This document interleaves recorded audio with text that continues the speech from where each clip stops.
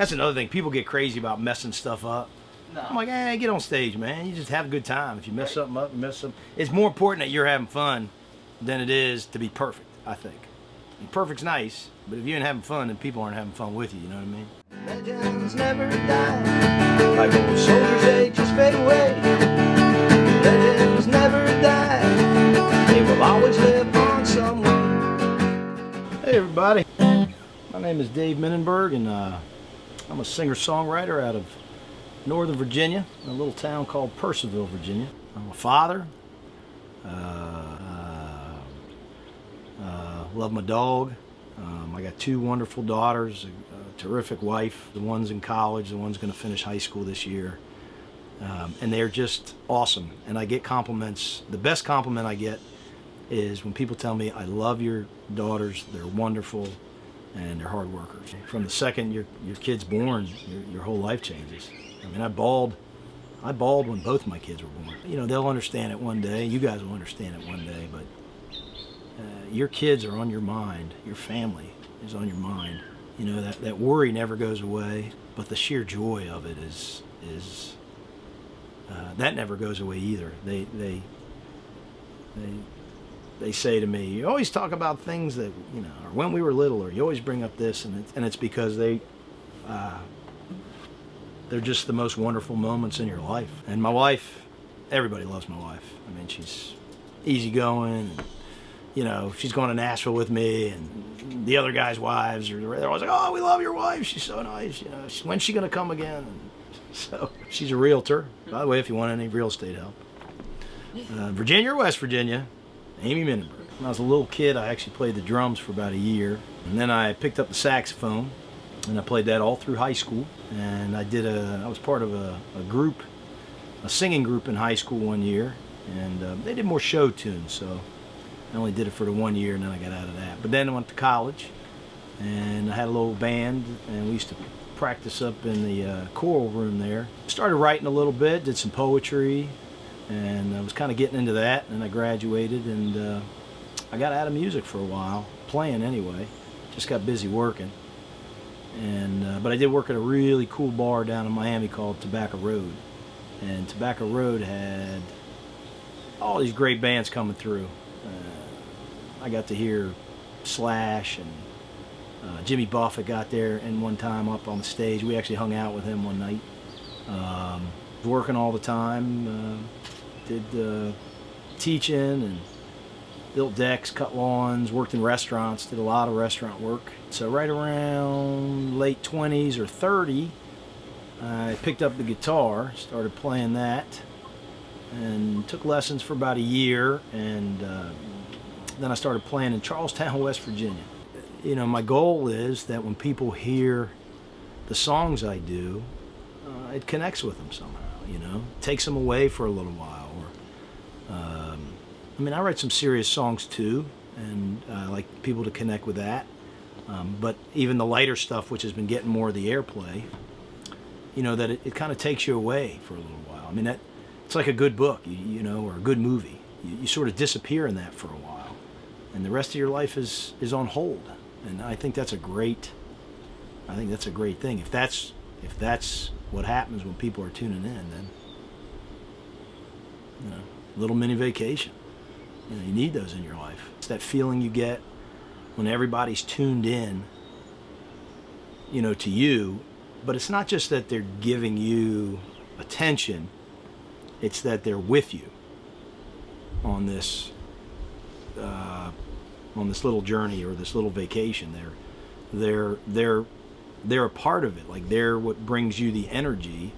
And I think what fuels me is ultimately when you get to be out on the stage or in front of people and you're bringing them something that they enjoy. Like, I think by nature I'm a people person and a pleaser. Like, I like when people feel good. I mean, I think that's why I'm a teacher.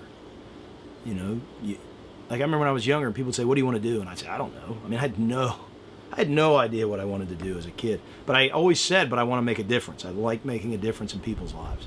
And I think music does it. So I think that fuels a lot of it. If you're outside of music, I don't think you realize how much of a business. Somebody said to me once, or I read it somewhere, the better you get, the more you move up, the more you do. the less you actually, the more of your time is on the business side, and the less of your time is just playing music. For example, I cut back on how much I was playing, in part because of my family. I tried to keep to about 50 gigs a year. Now that the kids are older, like last year I probably did about 95. But the people, well, it's tiring. I mean, you work a full-time job, and teaching's a full-time job plus. You know, it's not just during the day. You have grading. Kids want to communicate in the evening. I've always tried to be accessible in the evening. You know, they have questions or they get stressed, and I always tell them, you know, reach out if you have a quick question or something, so I can help you out. And then, of course, you like to support the kids, so you go to games. And then come Friday, you're getting off work, and then you're going to a gig. And then maybe, you know, those weekends I have 3 gigs. And it's exhausting. And people say, oh, yeah, but you love it. I'm like, well, I do. I do love it. But it doesn't mean it's not a job sometimes. I mean, it's still a job. I mean, the income has come in very handy over the years. As I've gotten better and I've gotten a bigger name, I make more money. But nothing, obviously, to get me rich. But it's hard work. And you don't have much time to write. And you don't have that's one of the reasons I go to Nashville. I do nothing but write. So if I can get 3 songs, not finished necessarily, but 3 good core of songs, then I can go home and finish them up. Where it's very, very difficult to find time, you know, during a normal week. I mean, if I work all week, then play on Friday, what am I going to do? Get up on Saturday morning, start writing and practicing, and then go to my gig? I mean, I need some time for me, too. I got to eat breakfast. I got to take the dog out. I like to work out. So it makes it difficult. And I will tell you, and I've heard people say this. Yeah, but they make so much money. You don't make squat. It's like actors and actresses. There's a small percentage of people that make a ton of money. Everybody else is like me, struggling. I got buddies in Nashville that are teachers. I got buddies up here. They're teachers. They drive Uber. They manage, you know, like a Chick-fil-A. Very, very few people I know actually make their whole living.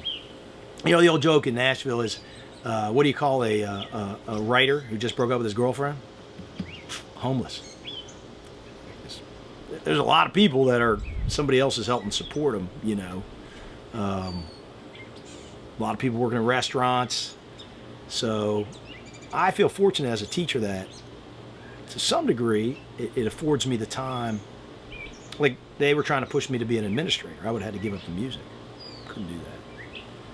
So the other thing is the last couple of years I've been sharing it with my students more. Last 4 or 5 years, I never used to do that.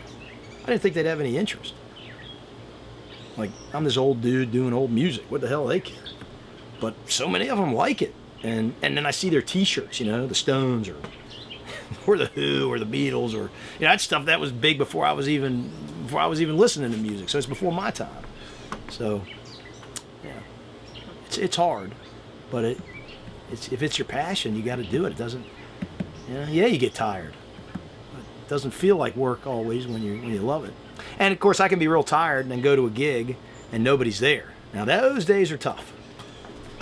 My friend Mark Allen Barnett has a song called "Playing for Tables and Chairs." And when you're playing for tables and chairs, you're trying to get through the gig. But when there's people there, man, they give you energy. You feel good.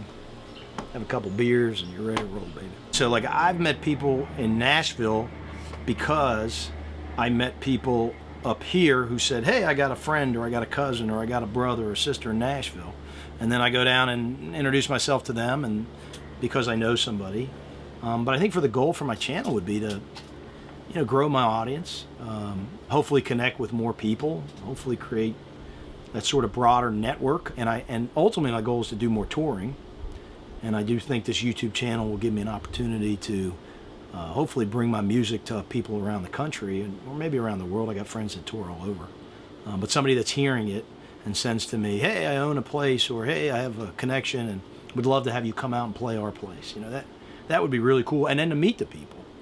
So ultimately my goal is to travel and play. And that's what I want to do on my channel is I'm hoping people get inspired by what I do and get excited because other people inspire me all the time.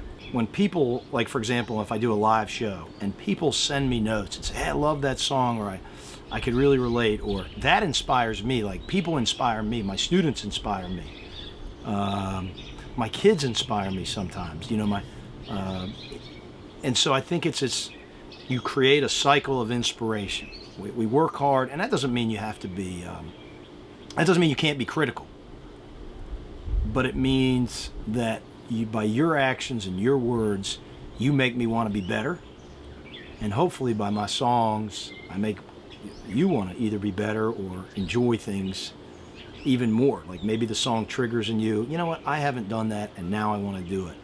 And so I think with the whole thing, with the channel and everything else, that's my goal. The more people respond to me in a good way, the more inspired I get to work harder and do more.